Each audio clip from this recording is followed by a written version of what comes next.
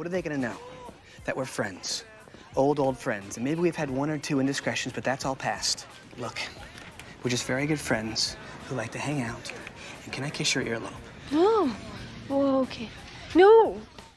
In his epic poem, The Divine Comedy, the Italian writer Dante describes his descent into the levels of hell, bearing witness to the eternal suffering of the various types of sinners as he proceeds from limbo into the harshest depths of the pit, and at its center he arrives at the deepest and coldest circle, furthermost removed from God's light and love, the ninth, the final circle of hell, at the center of which lies Satan himself, having committed the ultimate sin of treachery against God. Let me ask you then, friends, why is it that traitors reside in the deepest, coldest circle of hell? And in the over 600 years after his writings were first published, it seems society continues to find treachery as among the most heinous and reprehensible of actions. And the persistence of this disgust in society that we seemingly feel towards traitors can be illustrated in an analysis of two rather perfect exemplars regarding two very disparate forms of betrayal. Today, we're going to be looking at the curious cases of ProJared and James Charles, in order to understand the psychology of infidelity. If you're like me, you're probably tired of hearing about these stories. This topic is so gay. I'd cheat on that other topic from before, marry this one, and raise a family of tiny little topics. But if you're also like me, you probably didn't know squat about either one of these people before they both ended up receiving the Game of Thrones level public shaming that they got for their oopsies. For those uninformed, let me give you a quick rundown. In early May of 2019, gaming YouTuber ProJared, a man with over 1 million subscribers on the platform, announced his divorce on Twitter. Smart move. Very professional, ProJared. Shortly after receiving some support from his friends and fans and very special friends, Jared's now ex-wife Heidi posted a response of her own, not being able to see the tweet that Jared posted himself given that he had classily blocked her. Again, very professional. Heidi accused Jared of sexual infidelity with a fellow content creator, Holly, who had been offering up maybe just a little bit more than some emotional support for our bird-faced boy Jared here. While her claims of infidelity, as are of this recording, still mere allegations, the evidence that Jared has been frequently unfaithful to Heidi has mounted in the wake of her Twitter truth bomb. It is unquestionable that he was sending, let's just call them inappropriate and vaguely, if not overtly, sexual images of his body and certain parts of his body to fans,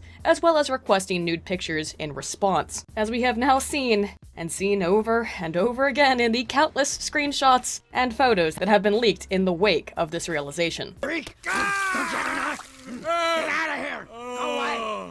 Thank God I'm blind. As a result, ProJared has been effectively socially cancelled. Within a few days of Heidi's revelation, Jared lost over 20% of his entire subscriber count, bleeding like a stuck pig, as those who deigned to take his side, including Peanut Butter, This Ain't It Chief Gamer, and affiliated gaming creator group Normal Boots, received their own backlash for their admittedly tepid support of Jared in the wake of the claims of infidelity. The thing that was astonishing about all of this to me was not in the infidelity itself or the act of betrayal. It was in watching the entire internet, regardless of their knowledge of who ProJared was as a person or a creator, seemingly join arms in celebrating, in glorious schadenfreude, his downfall as punishment for that infidelity, illustrating just how much the internet seems to despise traitors, and we immediately got some more evidence for that. As perhaps luckily for Jared, his adultery was overshadowed by a larger internet controversy, which had it not happened within hours of Jared's exposure, would potentially have resulted in him losing even a greater number of subscribers without the shift in public attention away from ProJared and his interesting cosplay photos towards that of James Charles and Toddy Westbrook. While I admittedly still barely understand this controversy because it's far too girly and catty for my taste,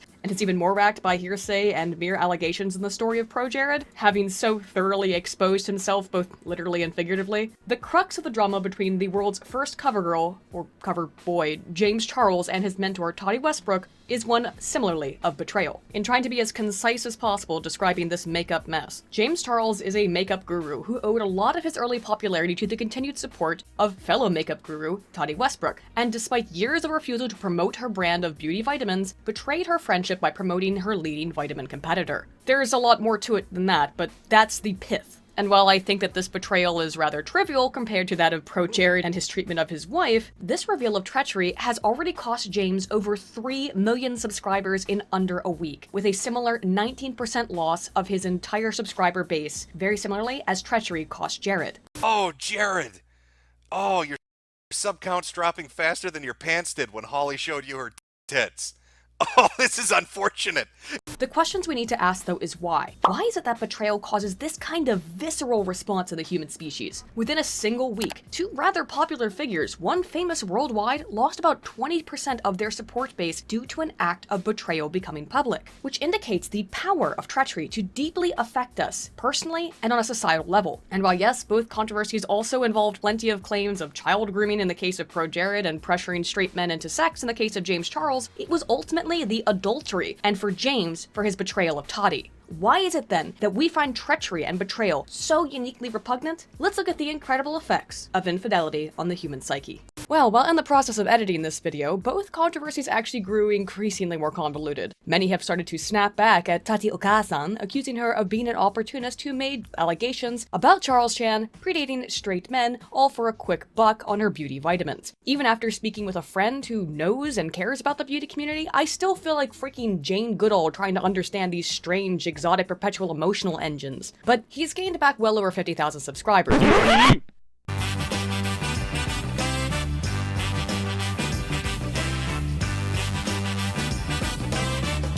Indicating a change in public opinion. Meanwhile, ProJared came out with a counter-statement to Heidi's own accusations, stating that their relationship was a polyamorous one, and he wasn't the only one getting more butt than ashtrays. Although, and I'm paraphrasing here, but keeping with the theme of great hip-hop rhymes, while the only way he'd ever have safe sex and be felt is jerking off in a car wearing a seatbelt, Heidi was keeping nuts in her mouth like the bitch was a squirrel. In other words, she was getting her own fair share of the D. But for some strange reason, despite claiming to have receipts stacked high himself, that definitively prove Heidi's own unfaithfulness, Jared's refusing to post them. Really makes me think. What a coincidence! Look, if we're to take Jared at his word, then in the best case, he is a creepy sex pest who sent heaven knows how many pictures of his hollow-boned avian boner to fans and asked for lewd images in return from people as young as 16. But in the worst case, he is all of that, and on top of it, a willing cuckold. A while back I jokingly made a post where I asked what I should do if my wife's boyfriend, polyamorous, was a chud. Well, lo and behold, she is leaving me for him despite his horrendous political beliefs. Time to turn into the pathetic middle-aged man I've always been on the inside. Lol. Wait. Is this serious? Unfortunately. I'm honestly really sorry. Wish I could hug you, bud. Heart. I'd also like to point out that that little meme I made the other day has been subsequently claimed as an elaborate 4D chess move, all in order to own the Nazis for having a giggle at it. Well, you know what? If that's true, it's twice as funny as if it was completely serious. I mean, think about this for a second. Either you are a pathetic middle-aged man who got cucked by a chud, which is a very embarrassing acronym for Christian homeschooled uneducated dummy according to an Urban Dictionary definition, which has been suspiciously removed since the embarrassing post started making the rounds online. Or you are a pathetic middle-aged man who thinks the best way to own the Nazis, that is anyone who disagrees with you even slightly politically, is by pretending to have lost your wife to Dickie Spency. Which way, Chapo man? Because both are hysterically pathetic. Just like ProJared looks right now, by defending his adulterous behavior with some sort of cuck shield, as if that makes him seem the victim. I really do not care about either one of these scenarios in and of themselves. The only reason that I would hope to ever have to think about the name ProJared again, given that just trying to keep up with all of this crap over the last week or so has physically aged me, although only a mere fraction as much as it seems to have aged. Let's be honest, the real victim in all of this, Ross O'Donovan, is if ProJared becomes the second man in recent history to be legally declared a cuck by a court of law. At least then Maddox would have a friend. But ultimately, what I found interesting and the purpose of this video is not to tackle a bunch of pointless he said, she said pedantry, because it doesn't interest me, but rather to examine why betrayal set the internet aflame more than it, usually is as a giant boiling pit of fire and rage and hatred. And with that, let's get into the actual fun stuff. Not the drama, which is fleeting, but the data, which are pretty freaking fascinating.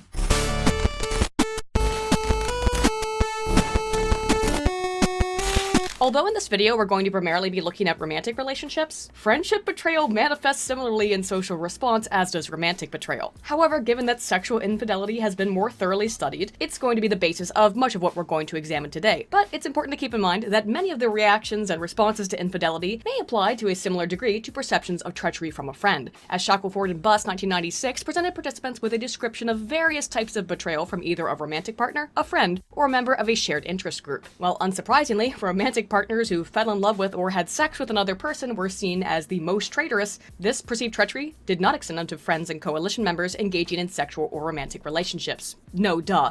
We only really view it as a sexual betrayal when the person involved is, romantically involved. Refusal of relational reciprocity, such as repaying a favor to a friend, however, was seen as least traitorous in romantic partners and slightly more indicative of a betrayal when favors were not returned by friends or shared in-group members. So we expect our friends to give us favors more than we necessarily expect our romantic partners. I guess the romantic partners is less tit for tat, more tit for tit, huh? But interestingly, when it comes to public denigration, people who refuse to stand up and defend a friend were seen as more treacherous than partners or colleagues who did not protect their pal's honor. To put this into perspective for you, participants rated not sticking up for a friend who had been insulted as more traitorous than a romantic partner falling in love with someone else. Betraying a friend's trust may be seen as similarly, if not even more vile. You have to have your friends back. Pimp squad for life. You looking at something, friend?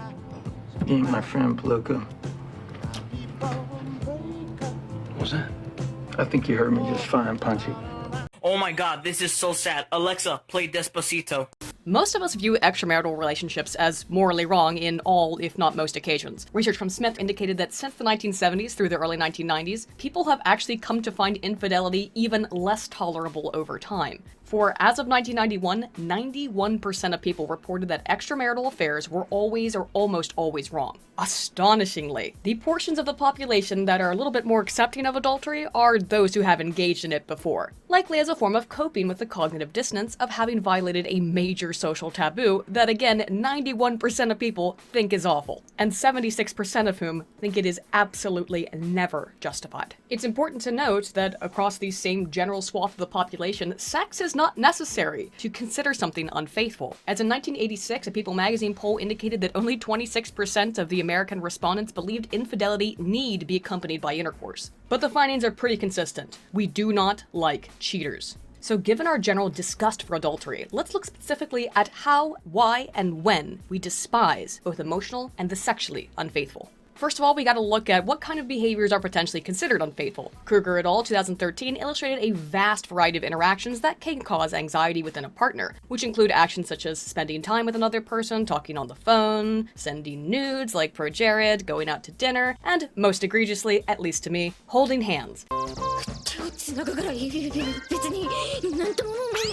Despite not being explicitly sexual, these actions do cause anxiety in partners, and likely rightly so.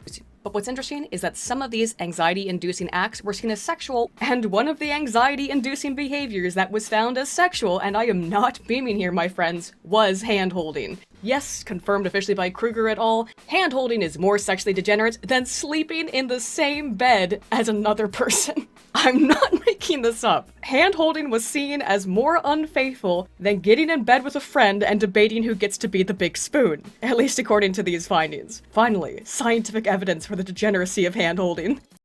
Did you sleep with her? No, I just kissed her. What?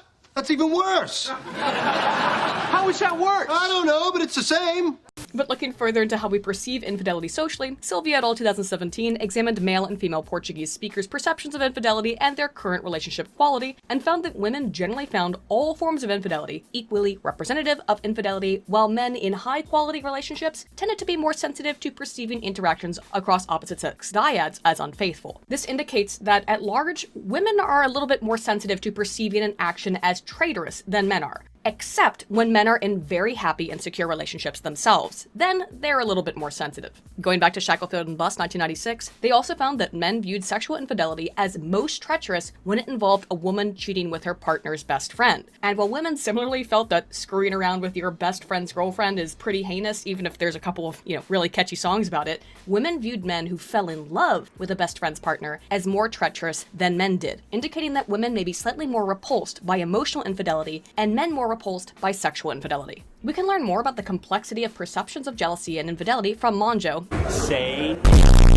No, not that one. Hale and Ailes, 1994, who looked at perceptions of adultery and intent by presenting participants with a scenario wherein a romantically committed person goes to a bar, flirts, and eventually engages in some heavy petting and intercourse with an opposite-sex friend, either accidentally or for the specific purpose of seeking revenge for previous infidelity incurred by this imaginary person's partner. Those who sought out the extradidactic relationships, which is a pointlessly jargon-laden way of saying cheating, as a form of revenge, were seen as slightly less guilty for their own act of infidelity. There was a sex difference that appeared across men and women respondents, as women exposed to the non-revenge scenario made more excuses and concessions for adultery, but made more justifications for those who had been cheated on first.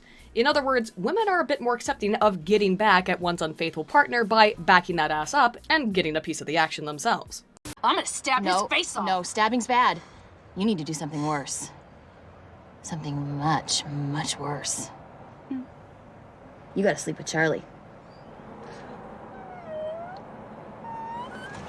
Wilson et al. 2011 described that there are 3 general types of infidelity which have persisted across the research, those being ambiguous, deceptive, and explicit adulterous behaviors. Ambiguous behaviors involve things like eating together or talking on the phone. Deceptive behaviors are things like fantasizing about another person or subtle flirting, while explicit behaviors are, well, explicit, including intercourse and other forms of sexual contact, which I'm going to continue to lump lewd handholding in with from now on, just going forward. I don't need any confirmational studies, I'm just going with the career data. I seriously hope that that author's first name is Freddy because he's thoroughly infested my mind with that thought. You're touching my hand! Ew! Anyway, across 2 studies, women tended to view both deceptive and explicit sexual behaviors as indicative of infidelity more than men did. Again, women are a little bit more sensitive to this stuff. But moreover, Brogdon, Fitzwater, and Johnson 2006 specifically assessed revulsion towards sexual and emotional infidelity, expecting women to be more negatively impacted by emotional adultery than men, but instead found that both men and women were similarly negatively affected by sexual betrayals, and that this persisted across various types of communication, including face-to-face, on the phone, and online, but that women were generally more sensitive to different forms of romantic betrayals, which pretty much falls in line with what we've looked at so far. Despite these findings though, Goetz and Causey 2009 instead indicated that men generally assume the worst for their partners and are more likely to anticipate infidelity currently and expect it in the future than women are. In toto, we can surmise that both men and women fear infidelity and despise it, and while men may expect it to be more common and may be more offended by sexual infidelity than emotional infidelity, unfaithfulness uniquely affects men and women in disparate ways, in disparate contexts and circumstances. Perhaps in part because men are more likely to anticipate inevitable betrayal. Well, that's depressing. Keeping that pimp hand steadily in reserve in the back pocket in the case of the thought's inevitable betrayal. I've been married for 20 years. You had any sex in those 20 years? Yes, of course. And that's how you got it. The only person I've had sex with is my wife. Bummer.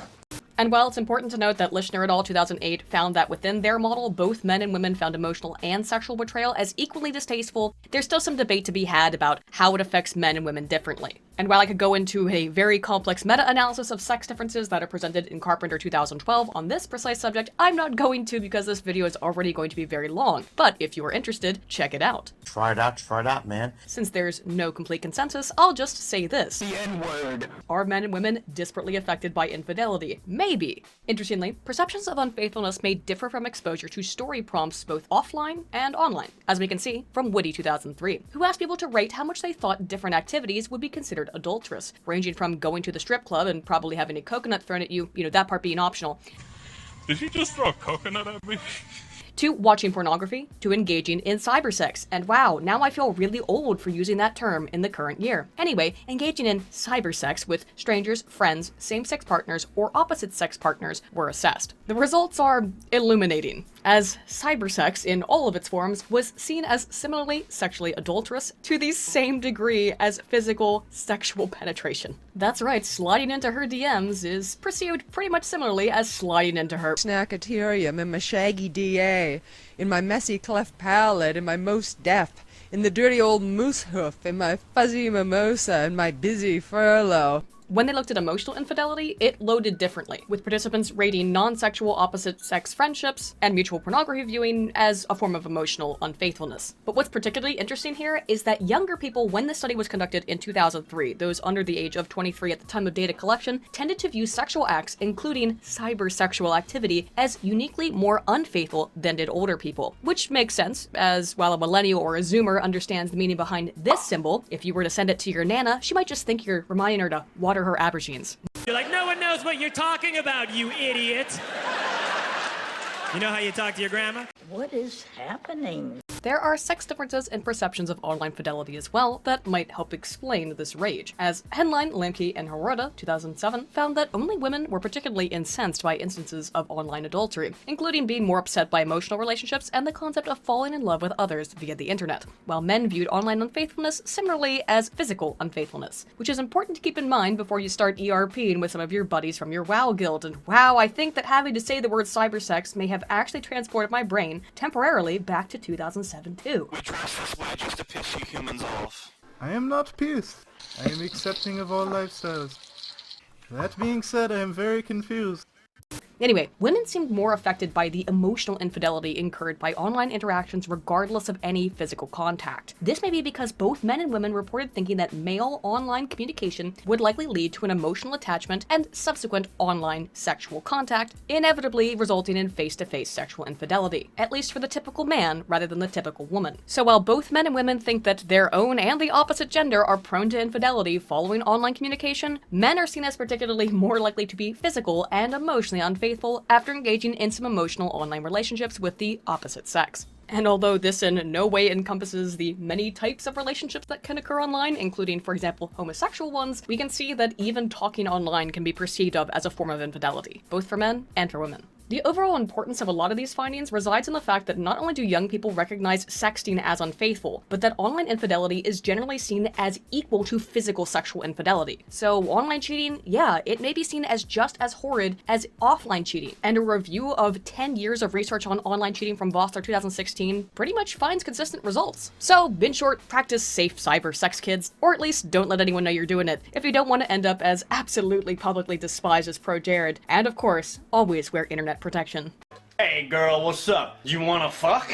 That's a hard pass. Something else to be aware of here regarding digital adultery, hey, that sounds way cooler and like a more rad sci-fi concept than cyber sexting, is that severity of the betrayal is likely mediated by shared in-group association, which may explain why some people continue to defend ProJared despite his relatively, let's just say, unquestionable exposure as a dick pic sharing philanderer. Looking at Hackathorn and Harvey 2011, a study I must critique because it relies upon imagination research, and that means it asks participants to imagine placing him or herself into the position of a cheater or the cheated in a story about online interaction. Something which, in and of itself, absurdist in research, given we really are incapable of making realistic decisions based on make-believe. There's no external validity there.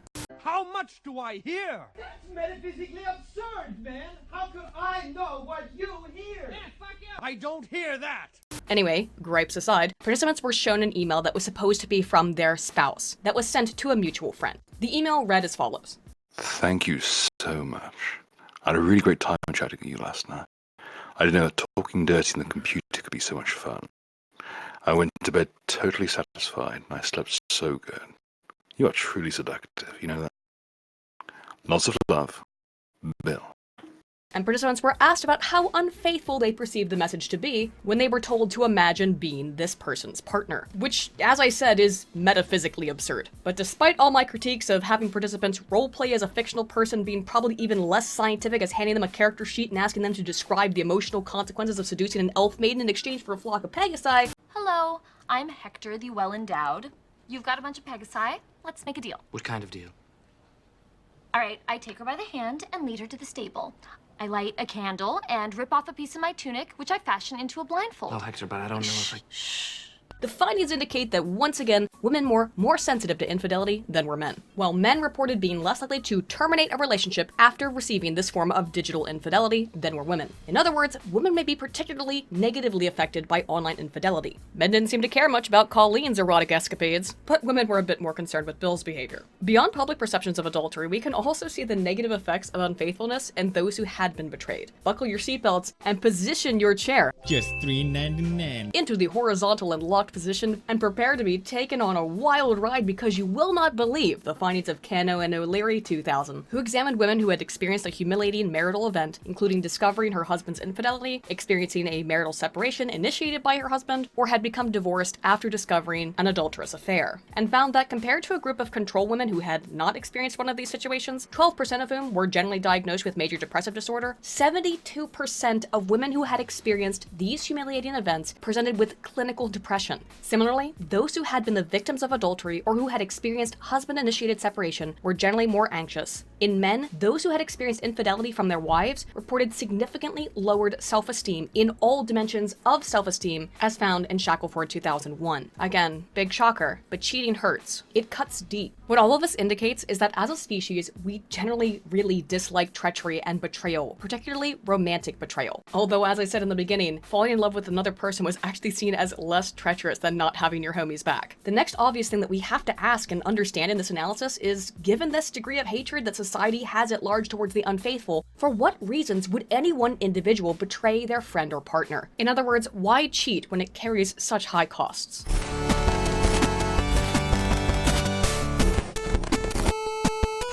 One thing I want to note as I begin this sort of dive into why people cheat is a question that's been brought up by a lot of people in their immediate response to the public betrayal from ProJared. Let's just say a lot of people have noted the disparity in physical attractiveness between these two women, Jared's now ex-wife Heidi and the woman he cheated on her with, Holly.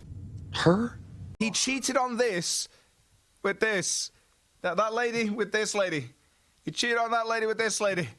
What? Yeah. As well as the two men that these two women were respectively married to, with a lot of people noting that Ross is a pretty decent looking guy, and with Heidi being a fairly beautiful woman. She is an award-winning cosplayer after all. You guys actually chose the path of cheating on your spouse with somebody uglier than them? You could have at least traded up if you were going to be this awful. Why would Holly and Jared, respectively, trade down from a marriage with a more physically attractive partner? Well, beauty is of course in the eye of the beholder, but I mean, it's not particularly unusual when we actually look at the data, because as with everything, there's research on that. But as with most things social science, it's based on what a lot of us are a little bit aware of, or might describe as common sense. It's a general rule of relationships that we all kind of understand. Nines marry nines, fours marry fours, and ones cry deeply into their dakimakura because you'll never leave me, will you, Jason Todd? Nines marry nines, fours marry fours. Maybe there's some wiggle room if there's enough money or somebody got pregnant. But you've got at least 3 points on your husband. This is sometimes called the birds of a feather effect or phenomenon. Again, as with much of social science, it seems like common sense, but it's actually something that's quite measurable, as a meta-analysis from Feingold 1988 of 17 studies on both romantic partner and friend dyads found an average of 0.39 correlation between perceived attractiveness by self-report and external ratings by other people of reported attractiveness between romantically involved couples. In other words, we tend to marry ourselves. You may call it narcissism, but researchers call it self-similar bias. This actually also does potentially confer onto friends as well, but only within men, as men tended to be friends with other men of similar levels of physical attractiveness. Thanks. How come you don't point out when I ask good questions? Because I don't love you like he does. Told you. But women don't appear to care how much of an absolute dog their bestest bitch is.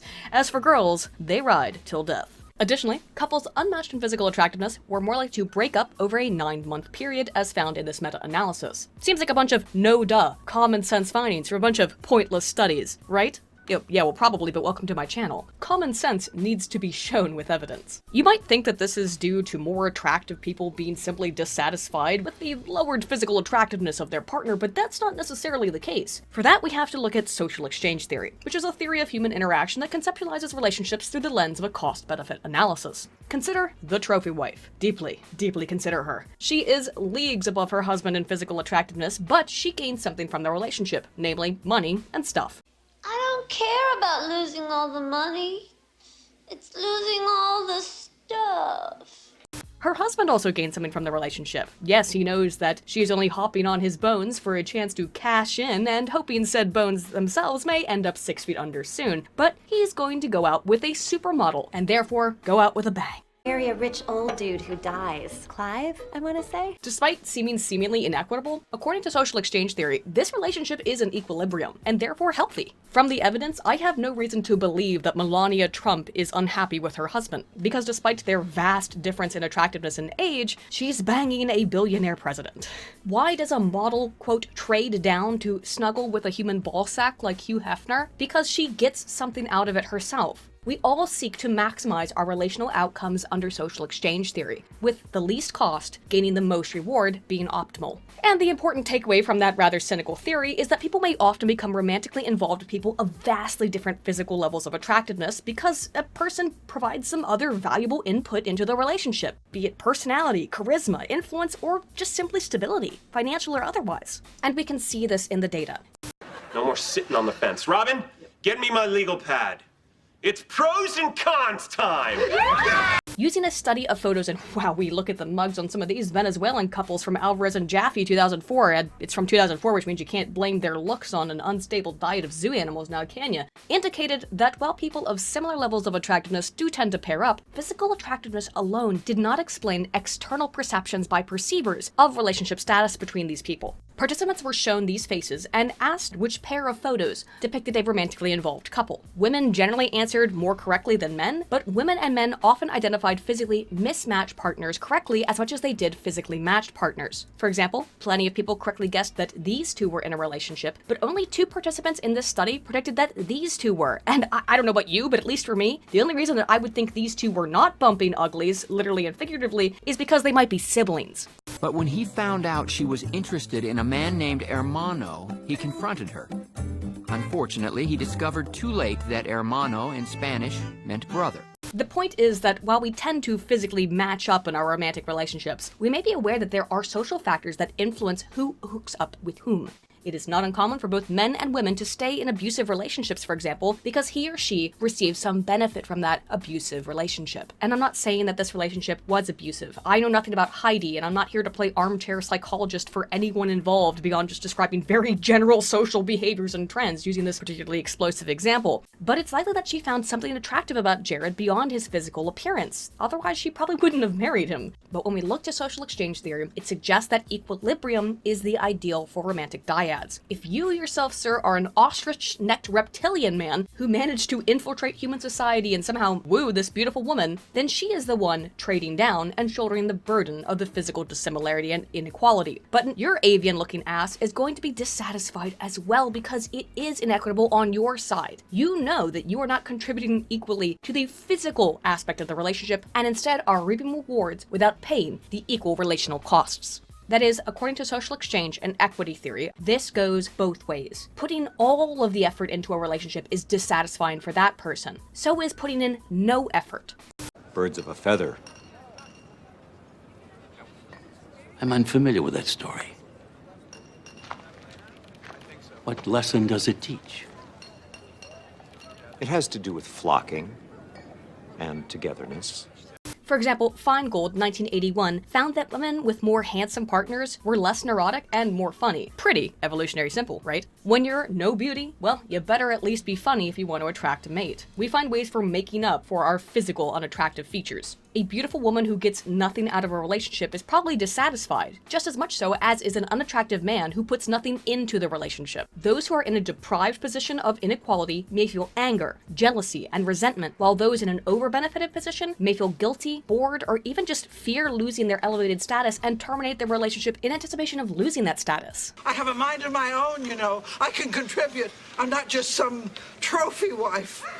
While many times couples in inequitable relationships may use coping mechanisms to level the playing field, others often choose to terminate their relationship, which often entails engaging in extramarital affairs. It's important to note, though, that Walster, Troutman, and Walster, 1978, found that both men and women who over-benefited from unequal relationships were the least likely to cheat on their partners, with equitable partners actually being somewhat more likely to cheat, and deprived partners, those putting in all of the effort and receiving none of the rewards, were the most likely to cheat. Over-benefited men and women were the least likely of all of these groups to have extramarital affairs, particularly when they were in long-term relationships. And both Holly and Ross, being married for 6 years, and Jared and Heidi, being married for 5, were in fairly long and seemingly stable relationships. So it might be that inequity does encourage infidelity in the deprived, but not in the over-benefited. Although, as we've seen, inequity is related to eventual and potentially inevitable relationship dissolution, as eventually either Momo-kun or his wife is going to become dissatisfied in nesting next to someone who looks like they are from another species. We can then look at some other theoretical frameworks that might provide some examples and explanations for why partners engage in extramarital relationships when they seem to be on the receiving side of maximizing their relational outcomes, such as the self-expansion model, which you definitely should not search for on DeviantArt. But the self-expansion model posits that we fundamentally seek personal self-growth through interpersonal relationships with others. Via these interpersonal relationships, we acquire new resources, new skills, or even just new perspectives. If one believes that their current relationship will not allow for future opportunities opportunities for self-expansion, this means we may terminate that relationship, given that we see no opportunity in the current state to gain any advantage from the physical or emotional social ties. Another explanation may lie in Grodas and Rusbolt, 1992, who examined motivations and variables involved in breakups and found that a need for dependence on partners for intimacy, companionship, and emotional involvement uniquely explained whether or not a relationship would end over various other factors. That was an unnecessarily complicated way of saying that when our needs are met by our partner, we are less likely to leave them. I am currently imagining your shock.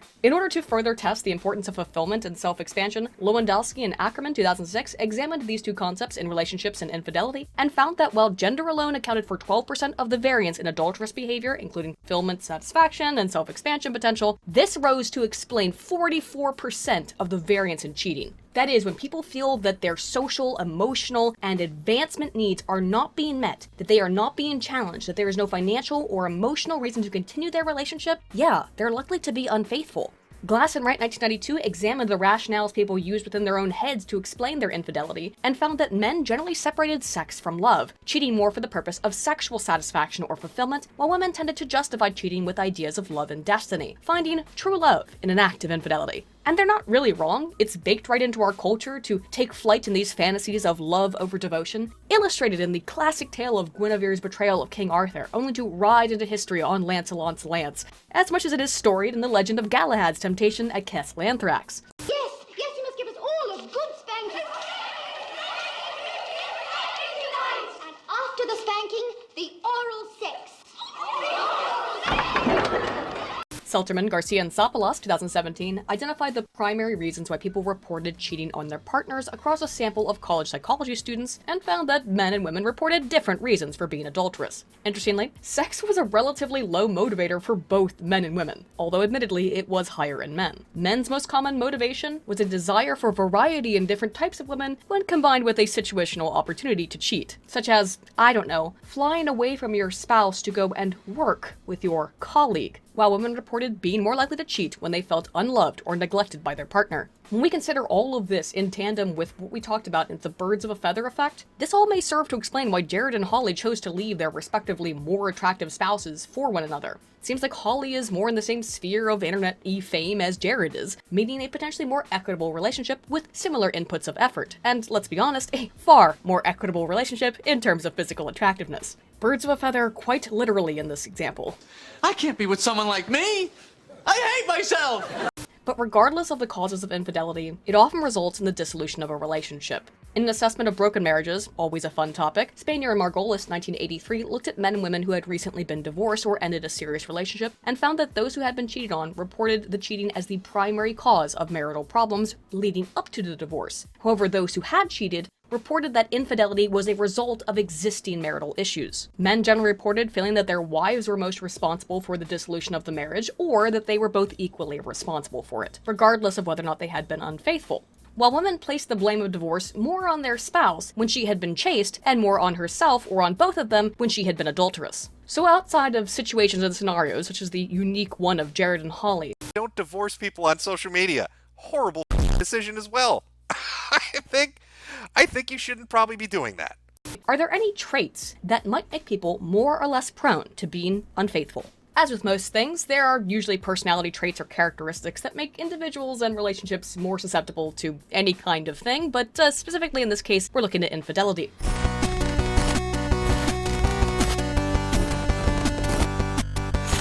Atkins, Balcom, and Jacobson, 2001, found that couples who reported their relationship as pretty happy or not too happy, in contrast to very happy, were 2 and 4 times more likely, respectively, to report having been adulterous than those who described it as very happy. Men generally tended to be more unfaithful than women, but this peaked when men were in their early 60s, and while instances of infidelity did increase with age in both sexes, this ceased when women started to hit the wall pretty hardcore in their mid-40s, decreasing sharply in unfaithful behavior. That is, as women started to get a little bit less physically attractive, yeah, they wanted to call dibs on a very permanent partner and lock that shit down. You wait too long, you could be like 50 at your kid's graduation. 50's not that old, sorry. Oh, I'm sorry. Are you 50 now? They also found that church attendance was negatively related to adultery across all groups, regardless of their reported levels of marriage satisfaction. So if you're having problems with your relationship, go to the church and ask God to forgive you. Smith, 1994, provides us with some other demographics about who is more likely to cheat, with weekly church attendance, religious beliefs, and conservative political ideology all being negatively related to accepting attitudes towards adultery, which was slightly more acceptable to men in general, and was slightly more accepted by African Americans. Further evidence from Norway, from Train and Stigrum, 1998, found that men were also more likely to report being unfaithful. However, examining the trend of this in society over time, over the course of decades, indicates that men and women's disparity in propensity to be unfaithful has begun to converge, with similar levels of both sexes in unfaithfulness. It's also important to note that while men may have more positive attitudes towards infidelity, that does not mean that men are somehow uniquely prone to cheating overall, because let's do the simple math here. No complex equations involved. If men are being unfaithful, who exactly are they being unfaithful with? Marriages lasting longer than 3 years are generally more plagued by cheating, as found in the Norwegian sample. Other factors that they found related to infidelity were living in a big city, having lost one's virginity at an earlier age, having had more previous sexual partners before marriage, and being sexually dissatisfied. To more fully understand this, Hergert 2016 developed a biological opportunity disposition deficit, or BOD, model of sexual infidelity, which accounts for all of the various factors I've described, which may contribute to how likely someone is to commit adultery. When she took some longitudinal data from German college students following their reported infidelity over almost a year and popped it into this BOD boy, the strongest predictors of infidelity were problems with the relationship itself and opportunities to have an affair, such as being away from a partner for a prolonged period of time. Another longitudinal analysis from Drigotas, Staffstrom, and GENTILIA? Wow, absolutely apex name for studying infidelity, by the way there. 1999 found that being dissatisfied, feeling less committed, and being less invested were all related to sexual, emotional, and composite types of cheating. Unsurprisingly, participants who engaged in both emotional and physical infidelity were the most likely to end their primary relationships. A second study revealed that low commitment predicted all forms of infidelity over a single week of spring break. But I mean, after all, it is spring break. Spring break. In both studies, the attractiveness of alternative partners was positively related to all types of cheating. Of course, that wasn't really the case for ProJared from an objective standpoint, but remember, when one person looks like a randomly generated Stellaris race, appearance matching may make for different perceptions of physical attractiveness of others, seeking self-similar patterns over self-dissimilar ones. And lucky for Holly, she's a bird lover. Lucky for you, I'm a fish lover. Looking more into personality traits, Barta and Key in 2005 found that those who reported having been unfaithful in the past were less agreeable, less conscientious, and higher in neuroticism. While some research has consistently indicated that men are more likely to cheat in general, again, I must ask, with whom? When the researchers in this study looked at how traits related to reported motivations for committing acts of adultery, women were more likely to cheat when they felt dissatisfied, which was related to higher extroversion, while men were more likely to cheat purely for sexual reasons, and when they held more socially acceptable opinions about infidelity. Now, what do we learn at the top? People who are more accepting of infidelity have usually done it in the past. A little bit of a chicken or the egg argument there. But when it comes to ideas, specifically, it seems that more liberal opinions towards sexuality is a mediator variable that specifically affects men's propensity to be unfaithful. They are more adulterous when they also hold more favorable opinions toward adultery. While for women, falling out of love and various different personality variables are more important motivators for unfaithfulness. Adams, Loevo, and Jonasson, 2014, examined infidelity in relationships and related it to dark triad traits of psychopathy, narcissism, and Machiavellianism across different types of unfaithful relationships, and found that, well, people higher in psychopathy were more likely to have one-night stands, and those higher in Machiavellianism were more likely to have friends with benefits relationships. Unsurprisingly, for the high mocks maximizing them rewards, those high in narcissism were the most likely to have long-term, serious, adulterous relationships. And I don't know ProJared, but when you gain a lot of fame, you can also tend to gain a lot of narcissism. Maybe not as a trait, but at least as a state. It's interesting because the highly narcissistic were more drawn to seemingly committed extradidactic romances, and generally had greater numbers of sexual partners, but specifically, this was the case when it involved long-term romantic relationships, rather than friends with benefits or one-night stands. And as interesting as all of that really is, I was actually far more entertained by the fact that this study contains the word booty call in the abstract. Yeah, that was enough for me. Another possible factor, which I would really prefer not to talk about, and I certainly hope is unrelated in absolutely any way to the subjects of today's investigation, is that of child abuse. Finkelhor et al. 1989, and yes, I would make a joke about his name if not for the absolutely terrible nature of this topic, found that women who had been the victims of sexual abuse as children were more likely to experience marital problems and to be sexually unsatisfied with romantic partners as adults, while male victims similarly were more likely to experience marital disruptions in adulthood. Again, these are just relevant findings to the topic at hand, and it in no way excuses acts of infidelity, but it does provide potentially a more sympathetic explanation to some degree of adulterous behavior, which we should keep in mind before we pass any summary judgment on any individual person. Again, I sincerely hope it involves absolutely no one that I've discussed today, or anyone ever, but it might. And a final factor we need to consider in defining and describing the traits of a traitor is the impact of social power, which I think had a lot to do with what went on here in both of these situations. Evidence from Lammers et al. 2011 explicated this by asking participants to rate their hierarchical relative power over others within their society and within their friend groups, and their propensities towards personal infidelity. The researchers found that while there was a small direct effect of power on the likelihood of infidelity, multiple mediator variables also came into play in determining this proclivity, including personal confidence, social distance, and perceived risk of being caught.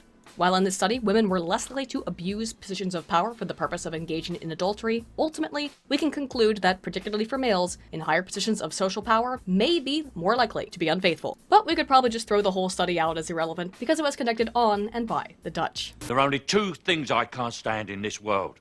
People who are intolerant of other people's cultures, and the Dutch.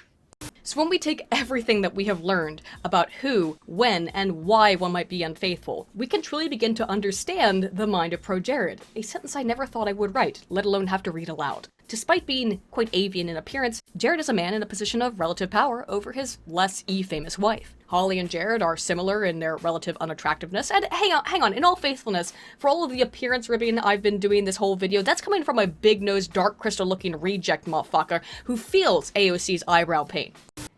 Your eyebrows are too big for your face. And I'm sitting there and I'm like, and she's like, mustache?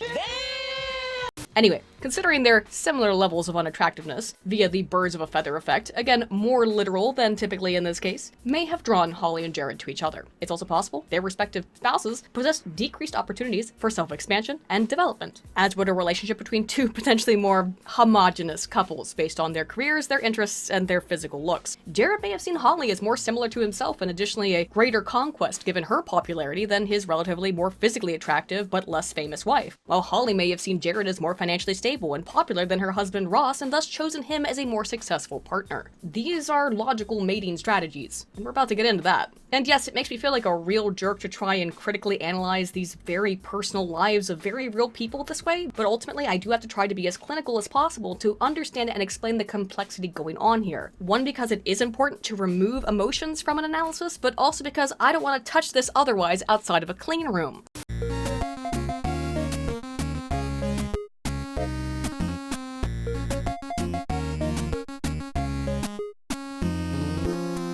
So we've looked at how infidelity is perceived of by people in general and how it impacts all of us differently. We've also looked at who is more likely to be unfaithful and under what circumstances, be it opportunity or relative power, what kinds of partners they may seek out for affairs, but ultimately we still have to ask the question of why we find infidelity so overwhelmingly repugnant as a society and a species. Well, as with many things, there may be an evolutionary basis for this proclivity. Buss and Schmidt, 1993, examined human mating behaviors from an evolutionary perspective by identifying what concerns sexual behavior in men and women based on the case-selected nature of our species, proposing that humans, as a case-selected species, possess a longer gestation time, longer time for child maturation, and requirement of a level of group involvement for the maximalization of child and ultimately gene survival. But for long-term mates we intend to reproduce with and stick around with, both men and women need be concerned with the quality of their partner's own genes. Problems with commitment and parenting ability are also of concern. Men are uniquely interested in paternity confidence, while for women, they are uniquely concerned with finding men who are willing and capable of providing and protecting us. Buss and Schmidt found that men believed faithfulness, sexual loyalty, and chastity to be the most attractive for long-term partners, but was less attractive in short-term relationships. Although for both types, men generally disliked unfaithfulness, promiscuity, and sleeping around in women. In contrast, women were most interested in finding a financially stable long-term partner with a successful career and future prospects for financial gains. Thus, women may choose to change partners if they believe they can lock down a love that accompanies a little bit more luxury, preferring men who give gifts and spend money on us up front, because from an evolutionary perspective, that indicates that a man has an ability to be a provider for potential offspring. While in contrast, men find unfaithfulness in women highly unattractive as it brings into question paternal confidence. As a species, men and women are most successful at raising offspring together. So while for women, emotional cheating indicates a loss of resources and protection, which may otherwise serve to provide for her children, for men, sexual infidelity destroys his capacity to know that his genes have been successfully passed on, lacking paternal confidence. And this is why nobody likes infidelity, albeit for completely different evolutionary strategies. It is a betrayal of resources or a betrayal of genetic security. So given we have evolutionary rationales to be jealous and to find adultery reprehensible, the other big why in the room is why then, from the same perspective, are we unfaithful, from an evolutionary standard? Why would you do that? Why would you do any of that? While we've looked at a ton of potential risk factors, as Glass and Wright 1985 found, 56% of men and 34% of women who were adulterous still reported their marriage as happy or very happy. We've consistently seen that being unhappy in a relationship is related to infidelity. So why do so many report their relationships as satisfying? Well, there may be another genetic or evolutionary factor involved here as well. Not long ago, I described human bonding hormones, oxytocin and vasopressin, and how they come into play in our understanding of human mating, but specifically here in our understanding of adultery. Oxytocin and vasopressin are, simply put, the human bonding hormones. They cause us to love one another and become attached to one another. Extensive research on voles and in humans alike has indicated that increased production of oxytocin in females is related to climactic intercourse, and so far, only definitively in voles have we related the production of vasopressin to pair bonding. But we have good reason to believe that it is in our furry friends as much as it is in humans ourselves. Among mammals, long-term pair bonding is actually pretty rare, with only around 3% of mammals forming pair bonds for the purpose of child rearing, and for review see Wittenberg and Tilson, 1980. When we look at other mostly monogamous mammals, specifically prairie voles, which typically form lifelong relationships versus their very closely related cousins, the montane and meadow voles, which are sexually promiscuous, Smeltzer et al. 2005 found different findings in receptors for dopamine, vasopressin, and oxytocin across the various varieties of voles, and say that 5 times fast. Prairie voles presented with lowered dopamine D1 receptor bindings and more D2 receptor bindings, with male prairie voles being the lowest in D1 dopamine binding. Prairie voles had more oxytocin receptor binding, with it being highest in female prairie voles, while male meadow voles, the more sexually promiscuous ones, were highest in vasopressin receptor binding. All that really means for us humans is simply that there's some more evidence that there are genetic factors that predispose some of us to infidelity over others, particularly in genes associated with dopamine, oxytocin, and vasopressin production. And we can actually see this in humans. Garcia et al. 2010 examined the dopamine D4 receptor in humans, specifically looking for 7 or more allele variable number tandem repeats, and found that men who had 7 or more repeats on this dopamine receptor were 50% more likely to have had an extramarital affair, and similarly have had nearly twice as many extramarital sexual partners.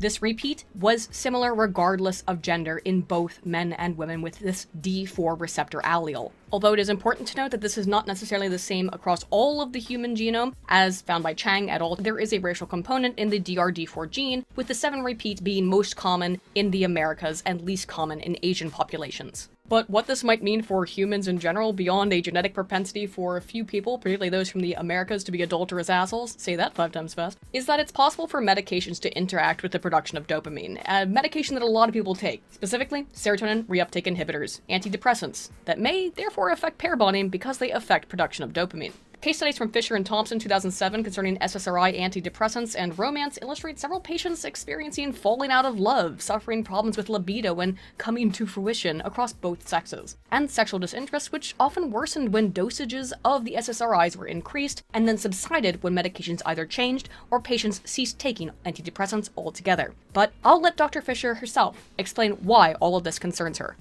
Not only do they suppress the dopamine circuit, but they kill the sex drive.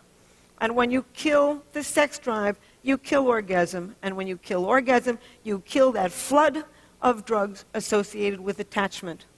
The things are connected in the brain, and when you tamper with one brain system, you're going to tamper with another.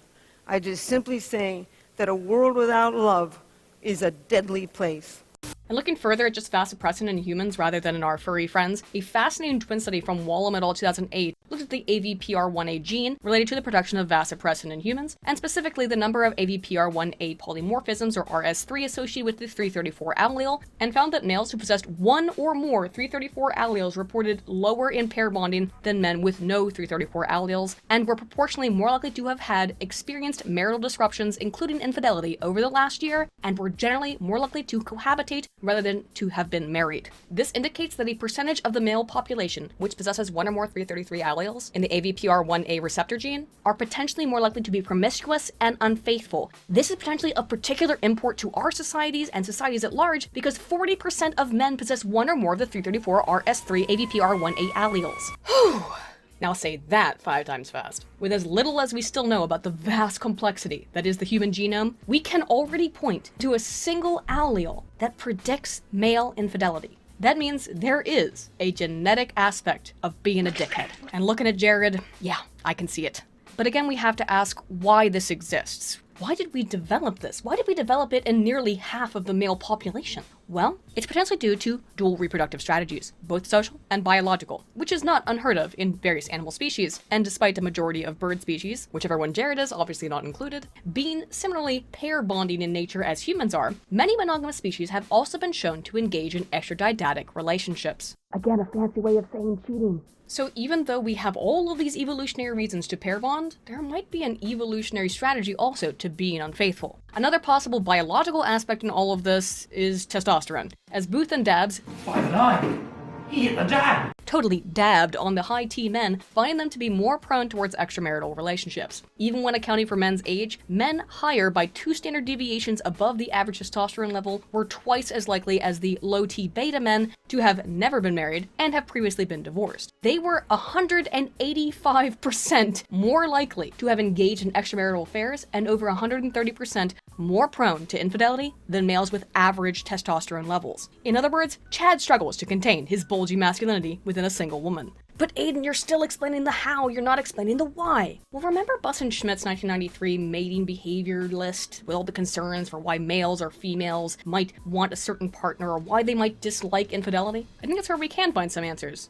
Dr. Helen Fisher, who we met briefly before, is a biological anthropologist, and she has been studying the evolution of love, romance, lust, and infidelity for over 30 years. In her book, The Anatomy of Love, which I thoroughly enjoyed reading, and if you yourself are interested in, you can check out in an Amazon affiliate link below if you really like, or you can enter to win a Kindle copy of it, also linked in the description. Dr. Fisher posits that philandering is evidence of, again, divergent mating strategies for men and women. While men should seek to spread their genes as much as possible, women seek stability, explaining the evolutionary rationale for male promiscuity and female faithfulness. But Dr. Fisher contends that women have 4 distinct evolutionary rationales themselves for infidelity. The first is resource gathering. As an African Kang woman, a hunter-gatherer society wherein the women gather the majority of the food resources, put it herself, there are many kinds of work a woman has to do, and she should have lovers wherever she goes. If she goes somewhere to visit and is alone, then someone will give her beads, and someone else will give her meat, and someone else will give her other food. When she returns to her village, she will have been taken care of.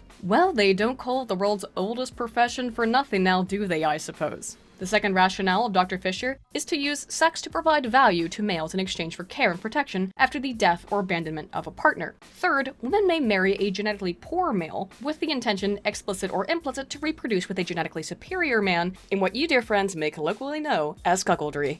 Come on, man, you're my brother. You can't fire me. Pretty sure it can, pretty sure it just did. Oh, also, I'm your girlfriend. What? Yeah. Shut up. Yeah. No, really, he is. Hey, boobies. Finally, women may be driven to mate with a variety of men in order to maintain a healthy level of genetic diversity across the population. We can find this in female chimps. They mate with as many males as possible during their estrus, not specifically to reproduce, but rather to reduce paternal confidence across the group environment, to encourage more males to protect her, being unsure of the parentage of her offspring.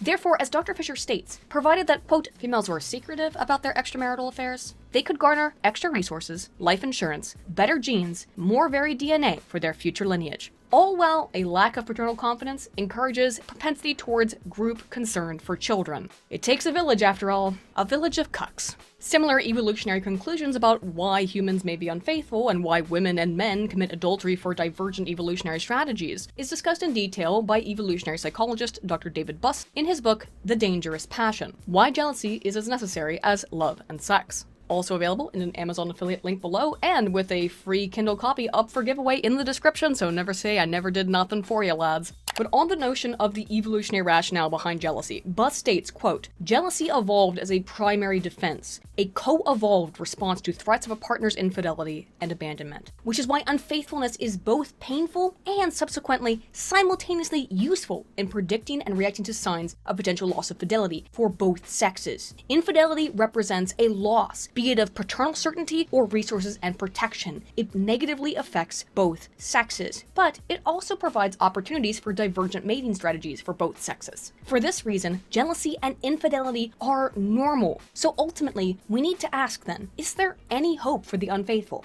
Of everything we've examined today, we've actually paid very little attention to the effects of infidelity on the adulterer themselves. But that doesn't mean we lack any data on it, as Foster and Misra 2013 identified the manners in which the unfaithful cope with their betrayal and the social norm violation in association with cognitive dissonance. Participants were subtly manipulated by the researchers to think that they had been more unfaithful than they really had in regards to reports about prior relationships, by falsely reporting that they scored higher than average on an infidelity scale. Those who retroactively considered their previous relationships unfaithful had an increase of feelings of internal discrepancy, psychological discomfort, and negative affect, but they had a greater propensity for the trivialization of infidelity when they believed themselves to be adulterous. In other words, as we've seen so far, the people who accept adultery are those who commit adultery. We recognize it as so fundamentally wrong, we have to change our entire worldview, the way that we are built to perceive unfaithfulness, in order to accommodate for these actions. Even if we weren't actually unfaithful and were just prompted and primed to believe we had been. Holy crap! That is a very powerful finding. And despite the propensity for cognitive dissonance to allow us to excuse infidelity as somehow rational, which we know it may be from an evolutionary standpoint, therapists and social workers have also presented us with a less grim perspective of the outcomes of infidelity, with, for example, Warren et al. 2008 suggesting that,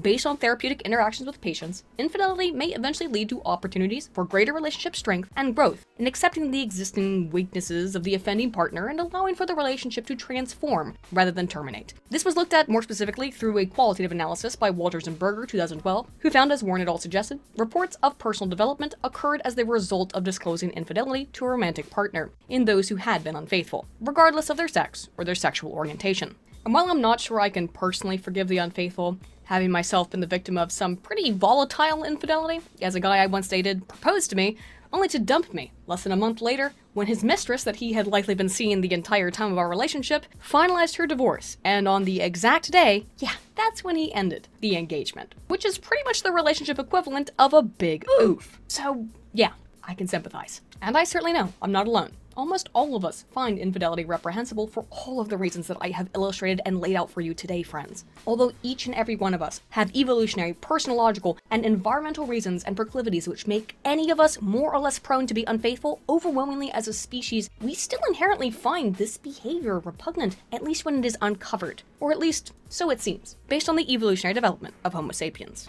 But tell me guys, what do you think? Is infidelity inherently wrong? Is it even possible to ameliorate relationships which have experienced extramarital or extradidactic sexual encounters? Although we dislike infidelity, is it a viable mating strategy? Should we despise those who have been unfaithful? Let me know what you guys think in the comments below. Once again, I would love to invite all of you to come and hang out with me at the International Conference on Men's Issues in Chicago in August, tickets for which are available in the description, as well as at Minds IRL in Pittman, New Jersey, also in August, for which you can receive 10% off your ticket by using the code AIDEN, also linked down below. I'll try to organize something so we can have a couple drinks and hang out. If you enjoy my content and would like to support my work, you can do so on Patreon, Subscribestar, or Streamlabs, or by just buying some merch. All linked again in the description, and as always, a huge thank to you, all of you, my wonderful backers and supporters who make this amount of spurgery possible. Your help and support really allows this channel to exist. Finally, if you want to see some more of my spettery for some weird reason, come check out our Pathfinder game that we play on Knucklevi's channel every Tuesday. I know he might sound mentally disabled at first listen, but be patient. It's what's colloquially just known as being Scottish. More than you little specky square to go like. As always, thank you guys so much for watching. All Tana Volts.